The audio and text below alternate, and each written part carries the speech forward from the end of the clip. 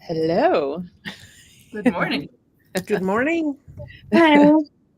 We got a couple of guests with us. Hopefully, a third will pop on. Kathy and Deneen talking about Mansfield Reformatory and the spooky stuff that happens that is not a part of the current blood prison attraction, and even spooky things that happen throughout the year. Vic, who is like our main guest to come in and talk about Blood Prison, he has great news and why his face is not on your screen right now with us, and we hope he'll pop in quickly.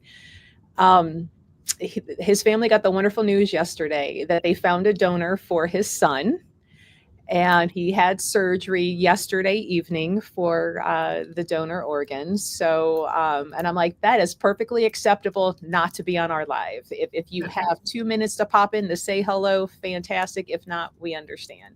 How exciting, though. Absolutely. That's Yeah, awesome. that is wonderful news. Mhm. It is, and I'm like, that's the best thing. I think like that's the whole point of this whole live at this point is like We're still going to hound people, though, right? To help and. well, I have wow, Kathy needs to kick in. The web address for the form to fill out for donors to help anybody else on wait lists. So I can Nice. still share that because Dominic was not the only one waiting and waiting and waiting, and sometimes to a detriment to find an owner. So we can go ahead and share that. Um, but Kathy and Deneen, you ladies were like lifesavers, willing to come in kind of last minute, and I'm like, well, we have to redo this whole program now. And you both were like, absolutely, and we appreciate it. Um, right? It's an awesome thing. Like I still get little chills when I think about how fantastic um, this is. But hello to all of our friends coming in. Got my coffee ready to go. Right? I just opened the Celsius while the intro played, and um, but Kathy and Deneen, if you ladies want to share, whoever wants to go first, like what your position and role is in Mansfield, and why maybe that property is like near and dear to you before we get into all the spooky stuff. Well, first, Melissa, I just want to say thank you so much for having both of us on here. It's an honor to be on your show, and I'll speak for Deneen a little bit here too. We are just so happy and so excited for Dominic, for the great news that Vic got yesterday, and I know that they're still going to be going through the recovery and everything, but what a wonderful recovery to go through. So anybody that's out there that want to send good intentions and prayers or whatever your belief is to send them along to Vic's family, we would really appreciate it because this is just the start of a new journey for all of them. So, but with that all being said, my name's Kathy Fiketic. I am the paranormal program manager for the Ohio State Reformatory. I actually started investigating there in 2004 with our group, which is Tri-C Ghost Hunters. Tri-C Ghost Hunters was founded by my husband, Greg, and myself. So we began volunteering there, and the very first time that we pulled up and we saw that magnificent building, it had our hearts. And Greg said from the very beginning, I am going to work here one day. And that was fulfilled for both of us. Let's see, we started volunteering there in 2013. So we started investigating in 2004, started volunteering there in 2013. In 2017, I believe it was, my husband became the lead paranormal investigator running the private ghost hunts. In 2020, I became the paranormal assistant to the paranormal program coordinator. And then she left in what was it? 3 years ago. So 3 years ago, she left and I applied for the job and I got it because I had just retired from the corporate world. So the timing was perfect. And it's the best job I've ever had. So that's just a little bit about me, a long story about me. And I guess I can add too, I also, on every Tuesday, I'm at Goddess Elite with Melissa because I am also a shamanic Reiki healer. You have a long list. I do. It's a long resume. That's not even all of it. I left some things out.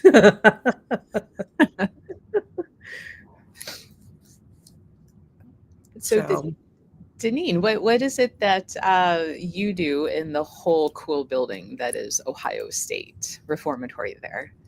Oh, wow. Yes, it's an amazing building. Currently, I am a volunteer, and I've been volunteering there since 2019.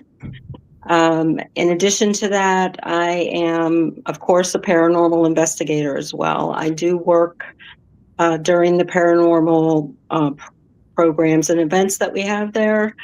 I am a co-lead for the private paranormal investigations. I'm a co-lead on the public ghost hunts that we have, and I'm also a co-lead for the mini ghost hunts that we have.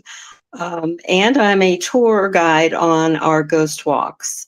And currently, I'm in a position where I get to do guest services for Blood Prison, and I'm really thrilled to do that. I get to meet so many really cool people coming out to Blood Prison.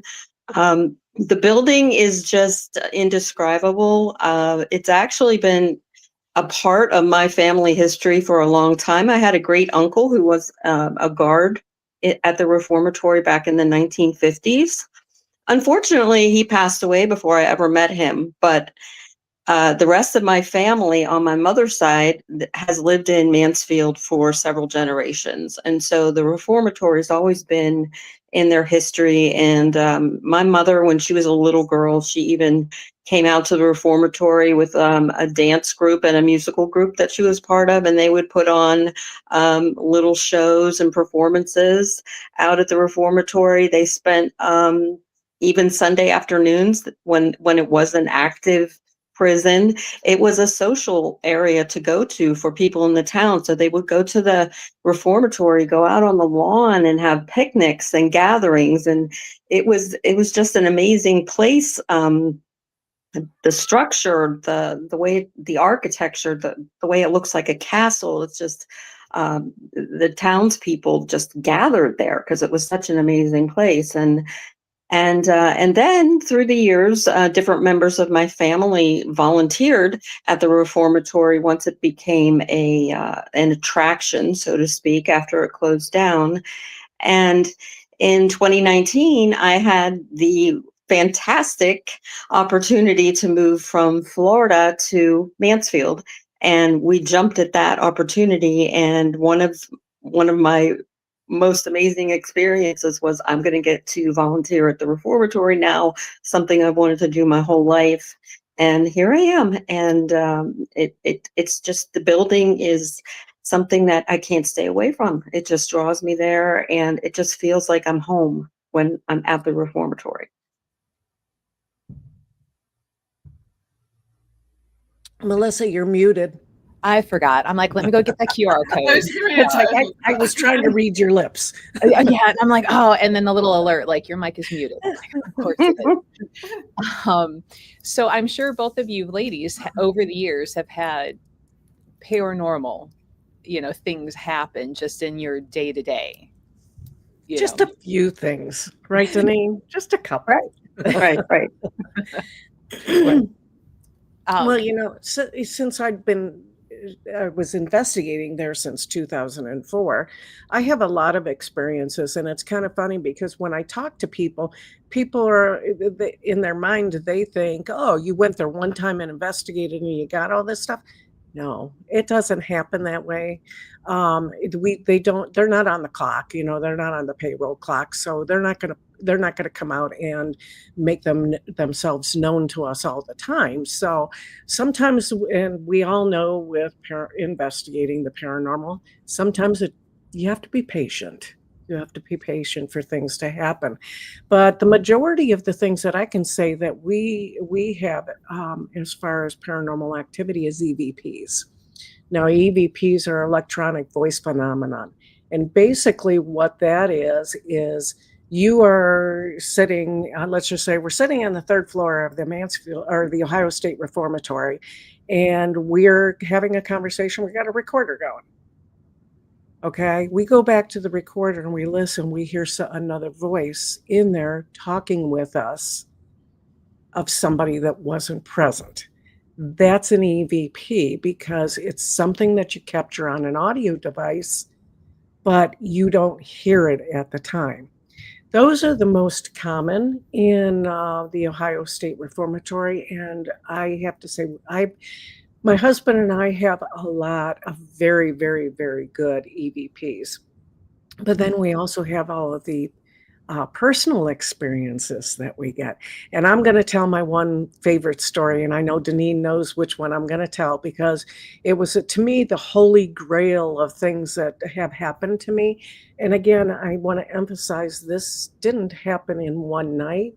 I've been there for 20 years, and I finally had something like this happen. So I guess the thing I'm saying too is don't just come once, come often. Visit the Reformatory as much as you can. We've got enough programs there in the paranormal that you can visit it and never get bored. Excuse me. But one of the things that happened to me was I was pushing a tour, and pushing a tour means you're walking behind the group and you're keeping them together so they don't get lost. Basically, I was pushing a tour for a private ghost hunt that Greg was leading, and we were on the third floor, and where the escape rooms are now. That's where the group ended up, is where the escape rooms are right now. So I got a phone call, and it was from my son. And my son doesn't call me when I'm working, and my grandson was boxing, so I thought something happened, right? Normally, I don't take a phone call, but I thought it was an emergency. So I removed myself quietly and I went around the corner. And as I'm standing around the corner, there's a big window there, right? So I'm looking out the window and I pick up my phone and I go, "Everything okay?" And just as I said that, I felt like somebody was behind me.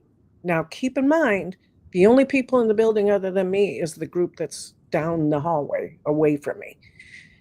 So I'm like, feels like there's somebody behind me. So I turned. And when I turned, I saw like a 6'2" guy standing there. Now he was misty, but I knew it was male. And I, of course, dropped the F-bomb because that's what you do when you get startled. So I dropped the F-bomb maybe twice. And my grandson's in the background giggling, and he's going, "Ha ha ha, Grandma just cussed." And I immediately said, "I got to go." And I hung up the phone. So as all that's happening, and I dropped the F-bomb a couple times, this figure, this apparition, starts going down. He turns and he starts going down, and he gets down on all fours. And he crawls over to the hallway that is close by me, and he turns into a ball of light. Now, the ball of light that he turned into, I describe as, those little glass balls that when you go to the science things and you touch it and the electric goes like this on it, one of those type of things. That's what it looked like. And it was about the size of a softball. So it ended up there, and I'm thinking, somebody's messing with me. Somebody threw something down the hallway. I'm trying to think logically.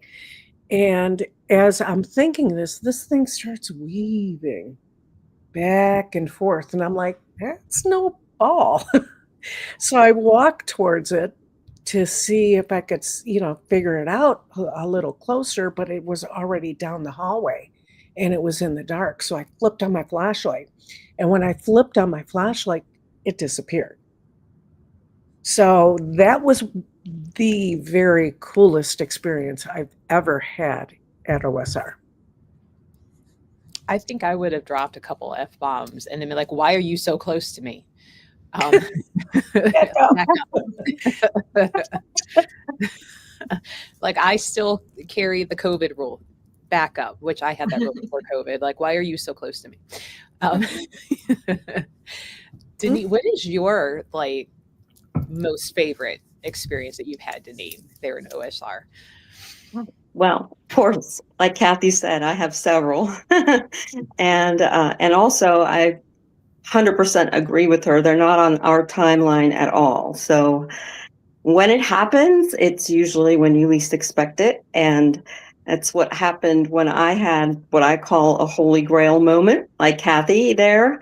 It was in January of 2020, and I'm telling you, it was very cold, very, very cold that night at the Reformatory. But it happened to be after we had some training for the volunteers. We had our own ghost hunt after our training, and it was late at night. I want to say maybe about 1:30 in the morning, and I was in the west attic, and Kathy actually happened to be part of this experience, and two other ladies that are part of our investigator group. So there were four of us, and we were in the west attic. And if you've been to the Reformatory, or if you ever go to the Reformatory, you will see the west attic is a huge, huge space, huge room over top of the entire west cell block. And we happen to be way in the back end of the room, which is the most, I would say, the most common area where people investigate in that space. And we were back in the very back of this room, and we were facing the front of the room, facing the entrance door, because there is only one door in and out of that attic space. So we were all sitting on chairs, and we were facing this door, which is way down at the other end. It's pitch black, and we're sitting in a row of four chairs across the space and pretty close to each other. And we have some voice recorders going, but I don't recall us having any other equipment except for voice recorders.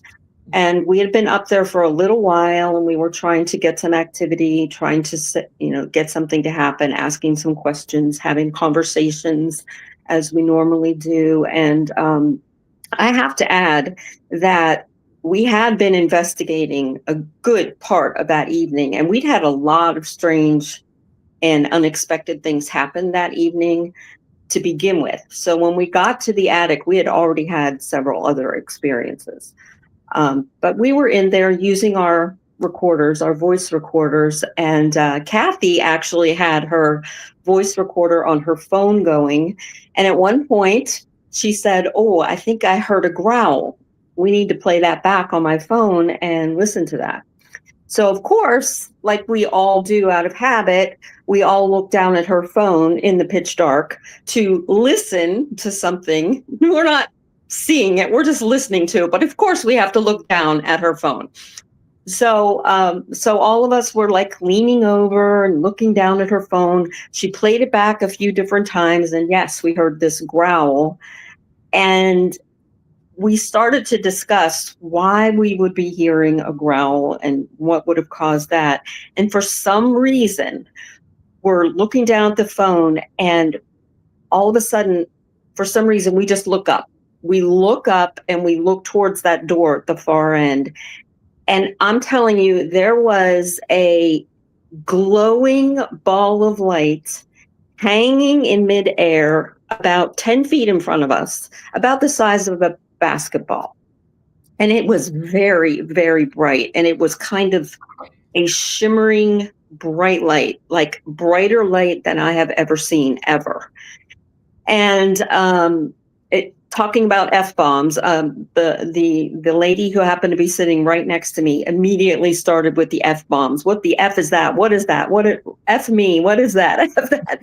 And I was trying to calm her down, like thinking rationally. I said, it has to be someone who snuck in here while we were distracted and looking down at Kathy's phone. It has to be someone with the bright light pranking us, shining this right in our eyes and just pranking us. And when I said that, this girl who was sort of freaking next to me, she shone her flashlight on it right away. And as soon as she shone her flashlight on it, that light took off to the left, went over to the left wall, right on top of a metal like air duct that's up there.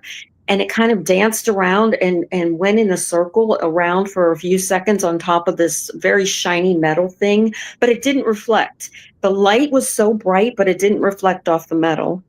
And it just kind of circled there for a moment, and then it flew down the wall faster than I've seen anything ever move in my life, and it just went out. It just was gone. The whole event, I think, took about 25 seconds. But speechless, just speechless what this was. It was brighter than I've ever seen. The only way I can describe how bright that light was when you have a sparkler on the 4th of July and you're looking at the very end of that sparkler and it's so bright when it's giving off all those sparks. That's how bright that light was. And it was just hanging there in midair, just this big round ball of light, an orb. I would call it an orb you see with your own eyes that cannot be dismissed as anything else other than paranormal. And that's 5 years ago. Haven't seen it since. Have been trying to get it to come back. Have been going up there numerous times trying to see that, figure out what it was. Have no idea what it was. But I'm glad I had witnesses who also saw it, so they can validate my story, because nobody believes you when you tell them things like that happen. And here again, we were distracted and we were focusing on something else. And then all of a sudden we had an experience that we weren't expecting. And that happens frequently at the Ohio State Reformatory. And you just drop, your jaw just drops when it happens. Can't dismiss it. I remember that whole scenario, everything that happened that night, Deneen, and it really was amazing. And exactly how you describe it, those bright lights like that. And that's not uncommon for the attic area. A lot of people see the lights, not like we did. Right. I mean, that was unique because it was, like you said, about the size of a basketball and everything. Yep. But the lights are seen up there quite a bit. And I think you've experienced those along with the shadow people up there as well. Oh, yes. And so much unexplained stuff in the attic, from sounds, lights, feelings, touches, so many unexplained things that you just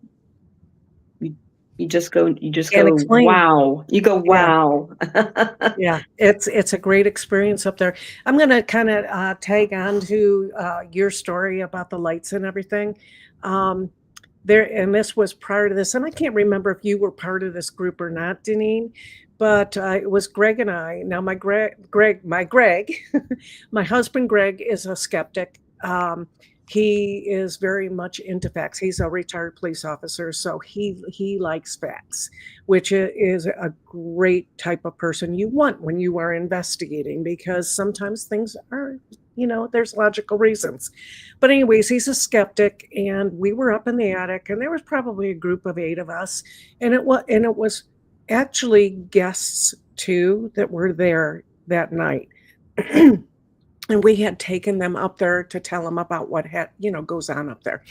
And I was seeing the lights coming in from the doorway, coming in, going along the side, and coming on and coming off. And I wasn't the only one seeing them. And then we were calling them out. And of course, Greg's like, I don't see any lights. I don't know what you guys are talking about. I'm not seeing it. Where are you seeing these lights? And so we're explaining to him where we're seeing the lights. He's like, no, I'm just not seeing these lights. So he's like, I'm going to go up further into the attic. And about halfway, there's this cross beam, wooden beam, thing in the middle.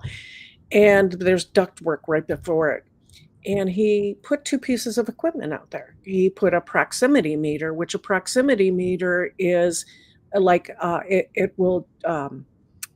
it has an antenna. And if you break the field of the antenna, it sends off a very, very loud sound. Okay. And then he also put a REM pod up on the other side, which the REM pod is basically the same thing, works off of EMFs as well. So he's got those on the 2 pieces of ductwork, and he's like, now you let me know when you're seeing it, and I'll see if I can see it, and blah, blah. Well, we're calling it out, and he's, I'm not seeing anything. I'm just not seeing it. I don't know what you guys are talking about. All of a sudden, from the chapel, because the chapel is on the other side of the attic, from the chapel, it looked like a comet, like a shooting star. It came in from the chapel all the way through the attic, and it hit his proximity meter. And the proximity meter just went in this gold light. And I was like, did you see that one? But he was just like, oh, okay, it's really cold here. I think I'm coming back with you guys. So he did get to see the light, but they had to really emphasize it for him. Mhm. Now, Kayla, have you been to Mansfield yet? I know you've I been have to some not. places. Oh my god. What fired? You are so fired. How have you not How been about to- you're fired because you haven't taken me? You got to be in state, ma'am. I need to take like 2 weeks and just come do all the Ohio things, Yes. including Serpent Mountain, because I want to go to Serpent Mountain too. I haven't been there, so I'm just gonna have like a whole Ohio trip. Well, Kayla, you have to come out in May. Okay. May would be Yep. the perfect time for you to come out and see the Ohio State Reformatory, because that's when Black Shamrock Events puts on the Parapsychon there. And it's the third weekend in May. And Melissa's there with Goddess Elite, and there's a lot of other vendors. We have roughly 100 vendors or so that's selling all kinds of different paranormal, spiritual, holistic type of things, as well as psychics and mediums. And we have some television celebrities involved with paranormal, Bigfoot, aliens, things like that. The great thing about coming out during that time, and it's the 15th through the 17th next year, always the third weekend in May. I'm gonna make a note. You right get now. you pay your price to get into OSR, which you're going to pay any time of the year. Okay. You pay that and you get into the convention for free. So not only are you getting everything that is there at the Ohio State Reformatory and getting to experience that, you're also getting to experience Parapsychon, talk to celebrities, visit Melissa, and buy some of her necklaces and things. I still got my eye on one. So it's really, really a cool event and a perfect opportunity to see it, pretty much everything. Plus we have food trucks and all kinds of stuff, and you get to see me. That's and a real Denise. selling point. That's why there's food trucks. So I mean, It's a really fun event. And I don't even get to see everything because usually I'm so busy at the table that I have to like flag down one of the volunteers. I'm like, can you watch my table? I really, really have to pee, and I scamper away and come back. And the volunteers usually like, I don't know how to sell the things. And I'm like, I told them you'd be right back. And there's still people. And I'm like, I'm good. Thank you so much. Like, so it's a really, really fun event. And you usually have like the local, like Ghostbusters car or whatever come out too, and they're fun and they're walking around, and there are some people that will even dress up in costume as they come as patrons and walking around. So, so it's really fun. Melanie asks, have you had TAPS come through the prison? TAPS was through the prison many years ago. I couldn't tell you what year it was, but I can say that it was before me. So yes, they were there. There's been a lot of different television shows that have been there. We've had the I'm saying Ghostbusters, but Ghost Adventures. Ghost Adventures. Adventures. One. Yeah, we've had the I can't think of the America's Most Haunted. Trio. America's Most Haunted. Yeah. Oh my gosh. Ghost Brothers. That's what I'm trying to think Ghost of. Brothers. The Ghost Brothers were there. We've just had a wide variety. We've had all kinds of YouTube people like Sam and Kobe there. I mean, yeah, it's been investigated by a large number of television and YouTube people. I will say Ghost Brothers are probably my favorite celebrity, like ghost hunting, because they are so personable and laid back. There's like no ego to them at all when you're talking with them. They're so cool. I was a little bummed that they weren't able to come this year, so hopefully we can see them, for 2026. But they're a really cool cool. I agree. I feel like there's some of the ones that actually genuinely care about helping the people that they go visit as well. They don't just come stir up the paranormal and then go, good luck with that. Yep, you got ghosts. Yeah. Now, how big square footage is Mansfield? Do either one of you know off the top of your head, or is that on? But I'll let Deneen talk, say it, because Deneen, I do want to say something about Deneen. Deneen is very, very knowledgeable on a lot of different planes. And one of them is with the history of OSR, but she's also very knowledgeable in the paranormal, which is why she has been so successful being there and becoming, a lead for so many of the different things. So I kind of took over here, didn't I? Sorry, Deneen. I'm going to go ahead and leave it for you to answer, but I did want to give you that little promotion because, I just love you, Deneen, and you do a great job. Well, thanks, Kathy. I'm very humbled with that, but thank you. To answer your question, it's 250,000 square feet. So a very large building. A lot of room to find some ghosty, friends. Yes, and our activity here at the building happens everywhere. There is no rhyme or reason. There's no anticipated place. It does happen everywhere. It happens day or night, winter, summer, spring. We've just had occurrences all over the building, and that's what we tell our guests. There are spots that we consider to be more paranormally active than other spots, but we do tell our guests that come that you can expect anything at any time, really, and any different type of occurrence too, from apparitions to phantom odors to residual hauntings to intelligent hauntings. It runs the gamut. We have all different types of experiences and all over the building, and sometimes even outside the building as well on the grounds. So we have to also advise our guests when you're interacting with something or trying to interact with something at the reformatory, it may not be an entity that's specifically tied to the building itself. Now, before the reformatory was on the property, it was a Civil War training camp on the grounds. So sometimes when you're talking or trying to interact with an entity there, if you're not getting responses that you think are making sense, or you're not getting responses to questions that you're asking about the building or the location of the reformatory, sometimes it helps to remember that there's more history there than just the reformatory. So maybe try asking some questions related to the Civil War or to being in the military.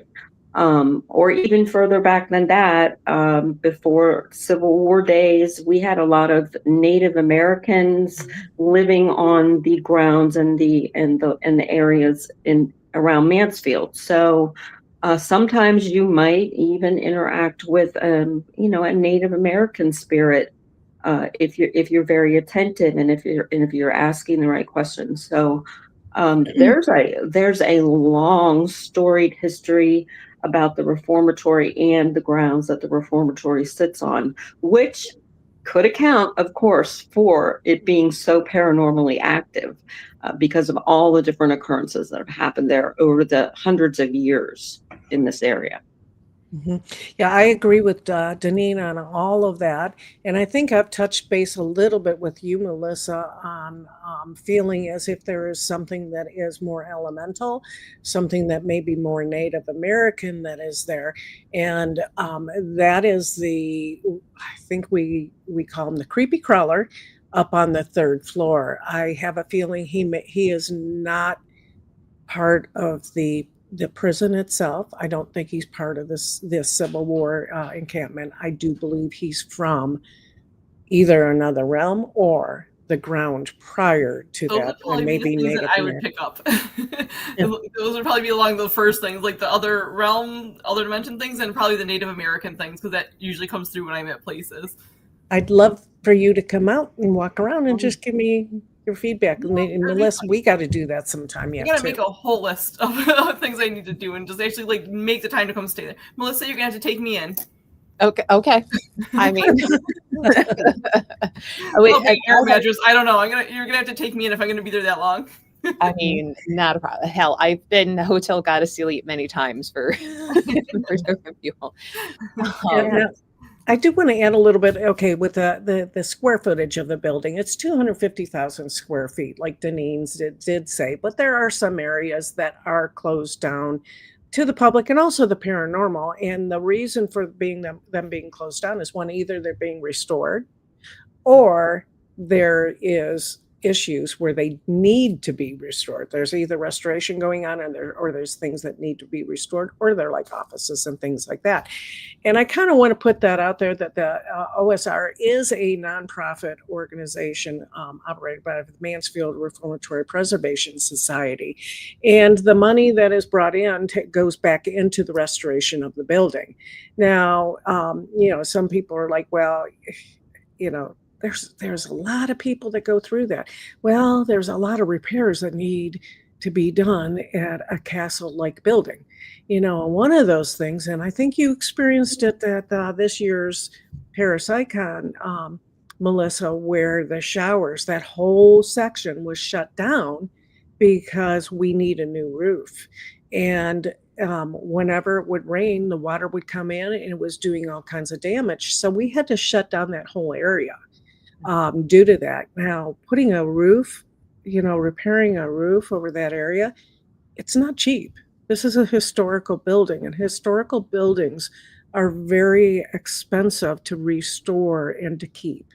So any money that you are spending at OSR, whether it be for daytime tours, blood prison, the paranormal, going to the museum store, buying your cup of coffee, that's all helping this building. Well, and two, especially if a building is registered with the state, at least in Ohio, I don't know if this is across the board, there are state rules and regulations on what you can and can't do in restorations and upgrades. And sometimes they'll tell you, no, you're not allowed to upgrade to this more like energy efficient type of window because this building is placed at this time period and that's not what you should do, so that makes it a challenge, makes it harder to find somebody who knows how to do the restoration and repair in an older fashion. So, my house there in Kipton is an old house. It's an old funeral parlor house. And they're like, oh, why don't you register it? And it'd be really cool. And I'm like, because I don't want the state or the county telling me I can't upgrade my windows, or I can't upgrade my HVAC system, so no, I won't do that. Now, given that large layout, how big is Blood Prison in that building? Because it takes I thought I heard at one point 30 minutes to go through. Then I've heard it's an hour to walk through. Either way, it's one of the biggest ones, at least in Ohio.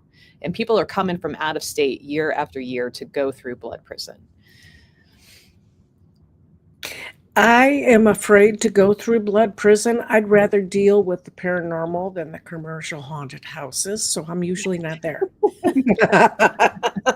I don't mind haunted houses. I cannot handle. I had a concussion a few years ago, and I cannot handle flashing lights anymore. So they'd be like, I'd just be like on the floor. They'd be like, "What's wrong with you?" I'm like, I don't know. I can't see, and I can't stand up now. So this is the promo picture for Blood Prison, and we were hoping to get Vic. And if you're coming in a little late, we don't have Vic with us for very good reason and good news. Vic is the mastermind behind Blood Prison that takes place in OSR.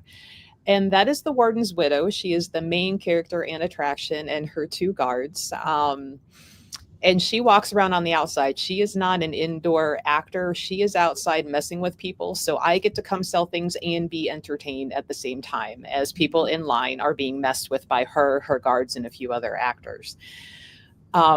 Wear a GoPro next time you go. Well, here's the thing. I don't go in because in that whole fight, fright, fawn, freeze, that I'm an angry fight. Yeah. So it is for my best legal, health and actors for me not to go in. Yeah. Um, And the so, person too, I like punch first, and then I'm like, sorry, really, Mhm. sorry about that. Did not And do that. what was it? It's just a reaction. Yeah. Well, And and that and being you said, actually, I'm sorry, oh you no, actually can buy a touch pass, yes, which Oh my God. gives you're giving the actors permission then to touch you. Oh, that's and funny. and other things. And that personally for me, I can't do that. I can't do the touch pass. It's enough, like Kathy said, it's enough just to get me to go through Blood Prison. Again, I'd rather deal with the actual spirits than people dressed up as something that jumps out and scares me. But getting back to your question, it takes around 45 minutes. When I've gone through it, about 45 minutes to do the whole thing. So I would estimate between 30 and an hour, depending on who you are and how fast how fast you run through it.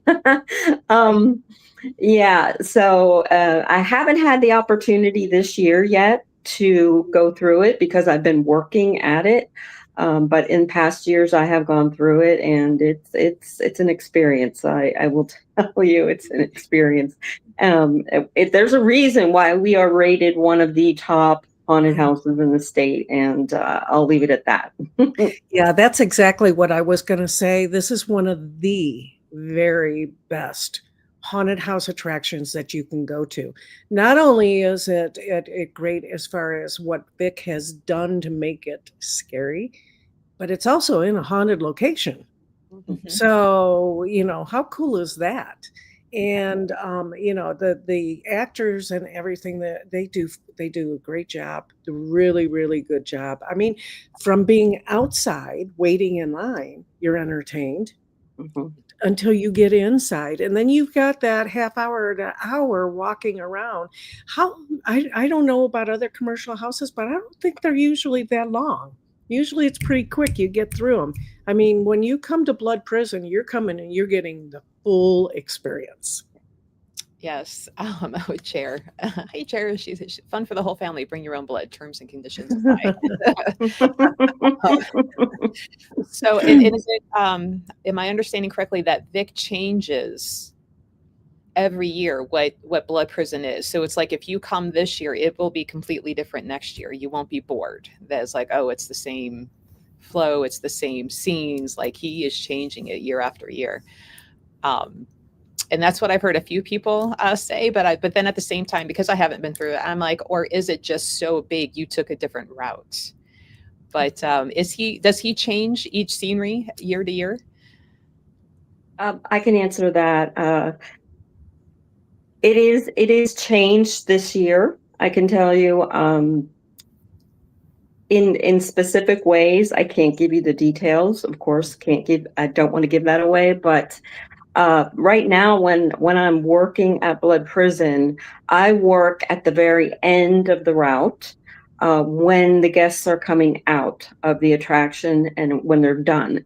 And I have heard time after time after time this year from people who have been coming for many, many years. They've said it's a lot different this year, and it's even better if that's possible. It's better this year, and it's a lot different, and they are quick to notice that and to express how awesome it is to me when they come out of the attraction. And that's one of the first things that a lot of people say.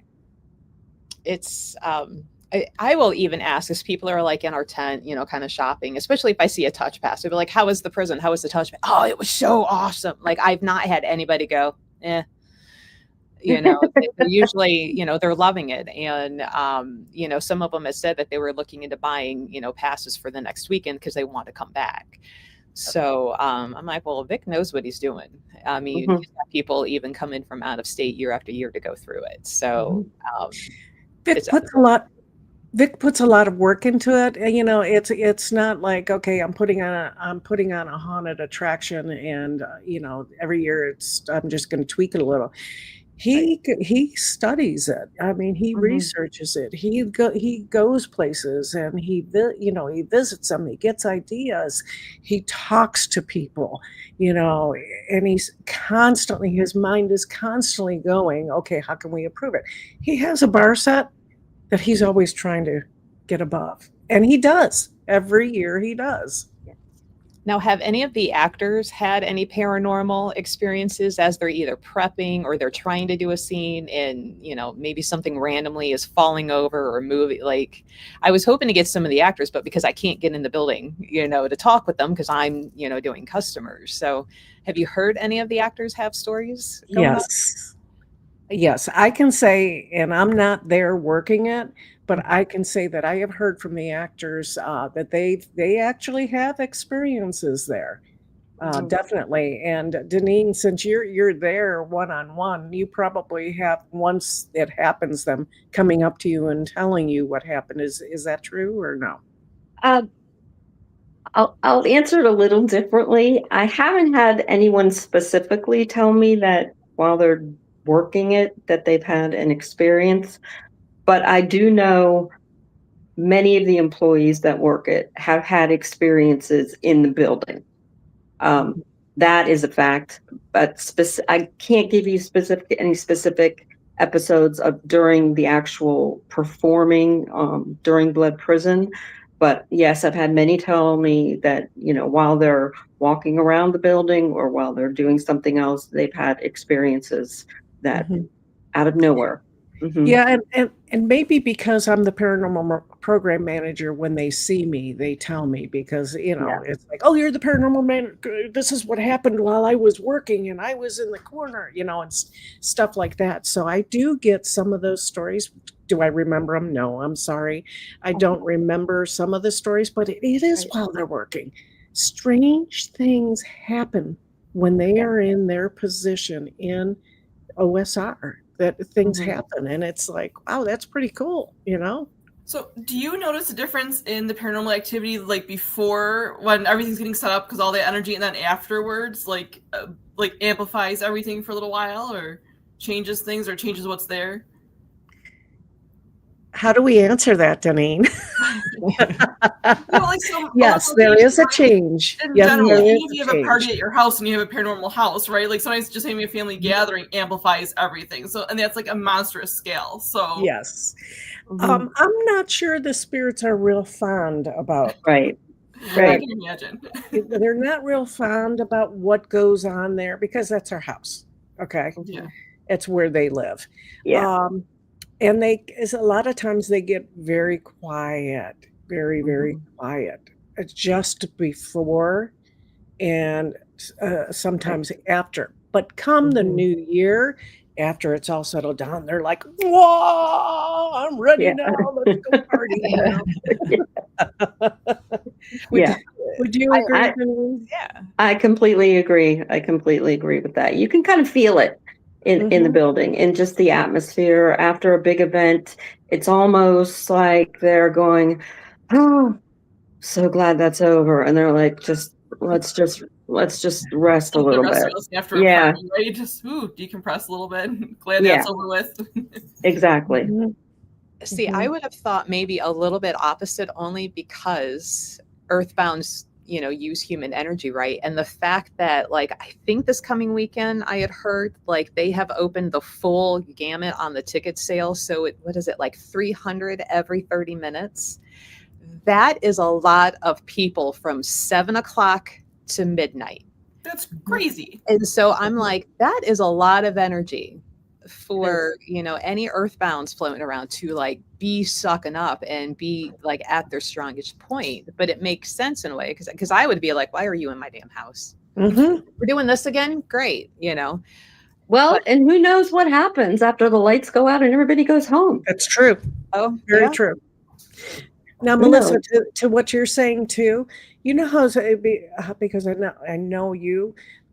Sometimes when you're getting energy, isn't it? Sometimes it's like, whoa, too much. I got to back off.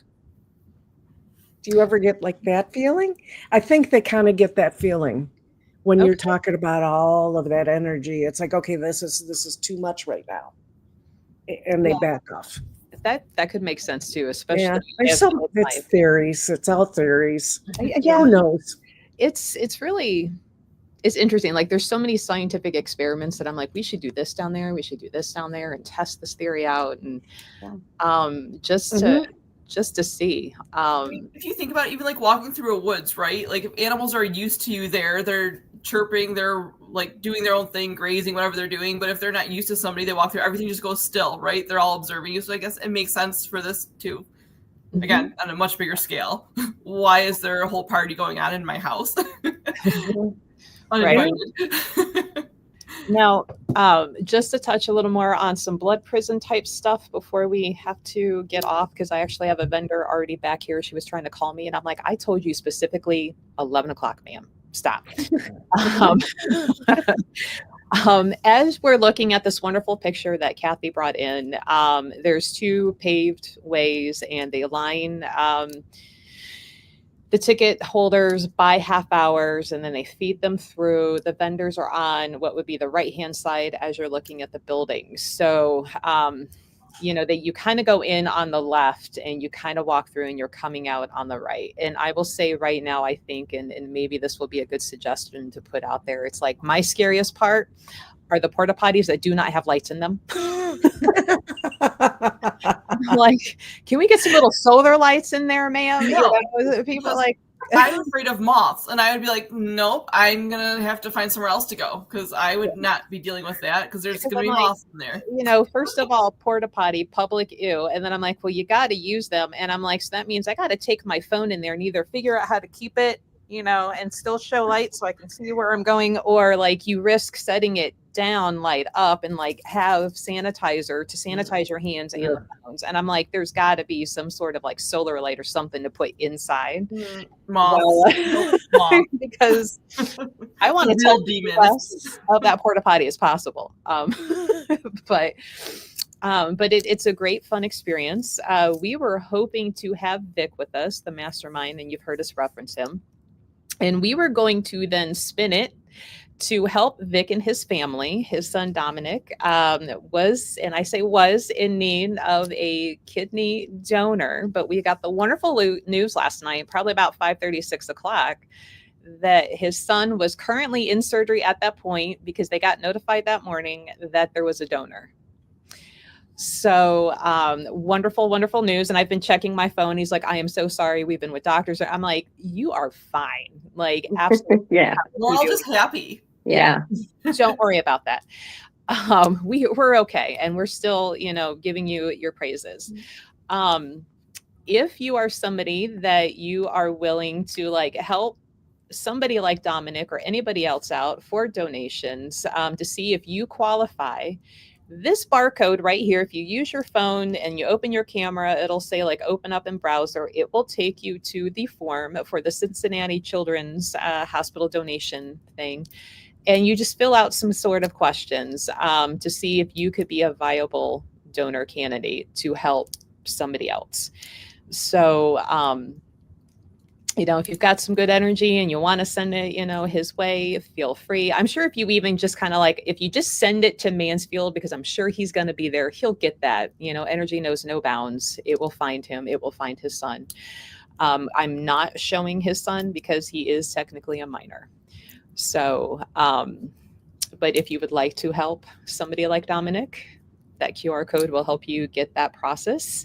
Hopefully he can come back, when things calm down and maybe he can talk about it.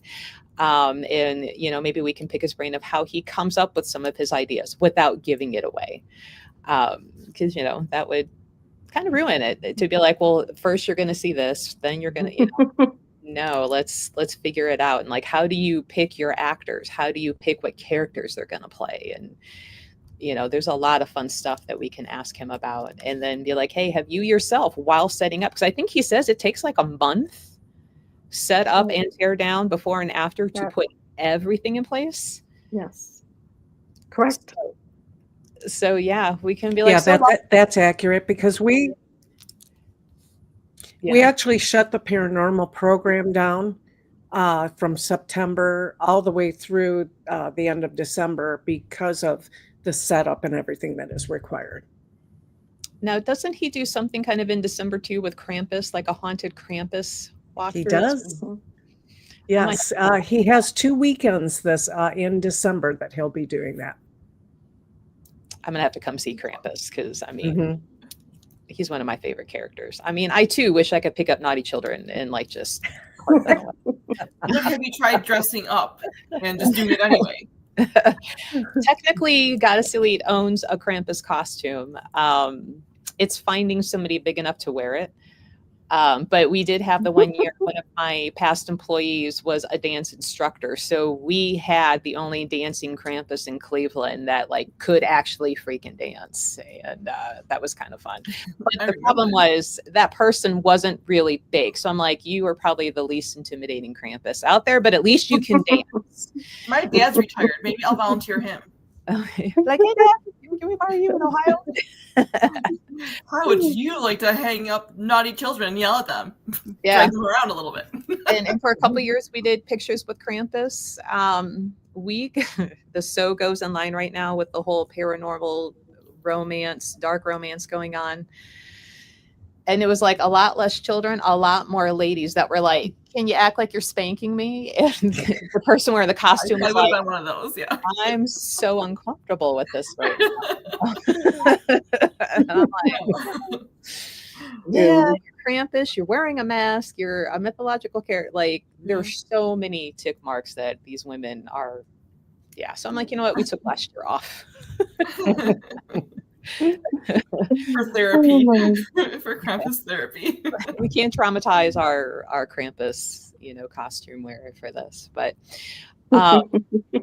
thank you, ladies, for joining and sharing your knowledge and experiences of Mansfield. Yeah, if you guys are in Ohio, it's what, central-ish Yes. Ohio? It's halfway between Cleveland and Columbus. Mhm. So real easy to get to off the highway. I will say it's almost a boring drive coming from Cleveland because it's like 71 straight for like an hour. And then you make a turn off of exit 176 and you drive maybe 3 miles and you make another right. And like, as you're turning, like you see it right there. Oh, one last question, because we were promo and talking about this last night on our Healers Corner podcast. And Chris, who joined us to talk about animal communication, she was saying how she'd been through and somebody took them up by the roof and they were like, if you want to get sued, go ahead and take pictures of the new prison behind. And I'm like, really? I thought the no pictures was because it's a security thing for that prison. So, and Kathy, you're already like, so what exactly is that? Like, It is a law that you cannot take pictures of an active prison, period.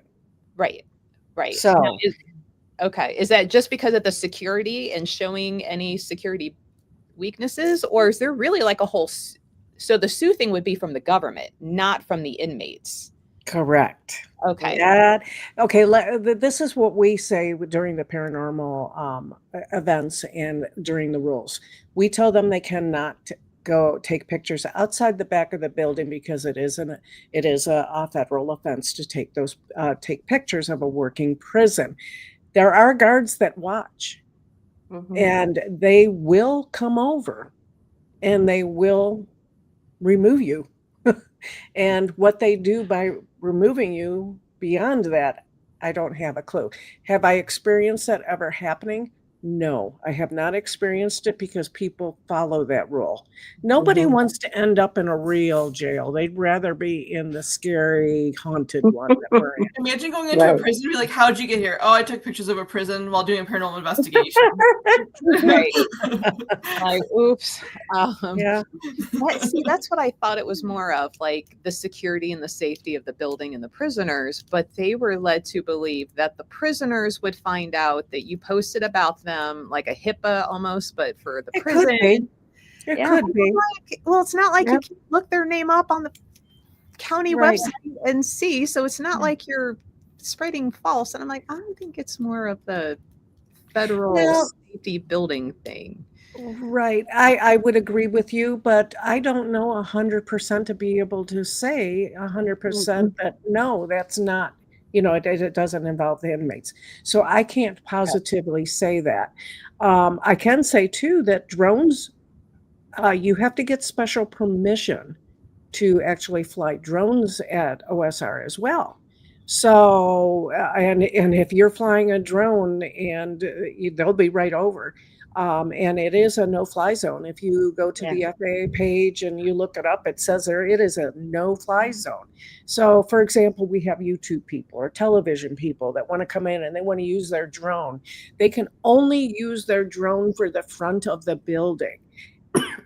And you have to get special permission to be able to do that by the prison behind us, and also with OSR. And a staff member has to be with them to make sure that they don't break any of those rules. Okay. It's not worth the chance. It's not worth the chance, no matter what it is. No, it's not worth it at all. Because that is a newly federal built secured prison. There's very undesirable type of personalities in there. And why get hauled over because you took a picture you shouldn't have taken? So you're going to be so low on that totem pole of the hierarchy. Yeah. I'm like, yeah, you don't want that. You're definitely going to get made fun of when you get there for being like, I am here for taking pictures of where you're at. You will probably become somebody's wife. So just don't do it. Yeah. It's not worth it. No. There's plenty of pictures you can take inside. And it's a beautiful building. It really, really is. Chair Bear had a compliment over on Twitch about how she loved this picture. And I'm like, thanks. It's from Kathy. She gave us permission to use it. It's really, really pretty. But I mean, even on a bright sunny day, like it is a beautiful old stone building. It's very picturesque. I want a Rapunzel moment in that tower. I'm bringing a wig. If I come visit, I'm bringing a wig. And you have to hang it down, and one of us will stand and be like, Rapunzel, Rapunzel. Kayla, Who's the dragon? I like that idea. I like it. But you guys could film retelling of so many like fairy tales in there because there's so many who happen in castles and everything else, and that could be a whole thing. Right? Want to go watch Shawshank because the movie was filmed in absolutely. Reformatory. And there's a whole museum there for Shawshank. So you watch Shawshank, and then you come to visit, do a daytime tour, and you go through the Shawshank Museum. There's a lot of artifacts there. It's really actually cool to see. Nice. All right. Well, thank you, ladies, for sharing your knowledge. Thank you. Our pleasure. I got to hop off here. She's calling again. Time to go buy some rocks, I guess, right? All right.